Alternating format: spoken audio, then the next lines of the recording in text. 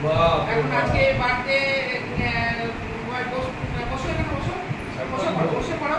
হ্যাঁ হ্যাঁ, এই যে সাদা ভাত বানানো আছে, এখানে মুগের ডাল দেওয়া আছে, এর বাসন্তী পোলাও, সব আইটেম দেখে নাও, এখানে সব কিছু করা আছে, যেটা খেতে পারবে। আমি একটু পায়েস মুখে দিয়ে দিই, হ্যাঁ না, আমি একটু পায়েসটা মুখে দিয়ে দিই।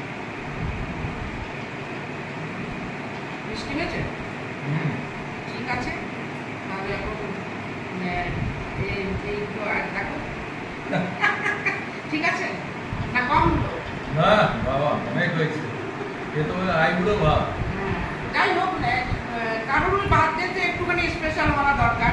তো আমাদের তো একটুখানি বাঙালিদের এমনিতে তাও একটু বেশি এরকম সাজিয়ে গুছিয়ে সবসময় দেওয়া হয় যে 5 রকম ভাজা তরকারি সব দিয়েই আমরা বানানো হয়, তো সেগুলো করতেই হবে।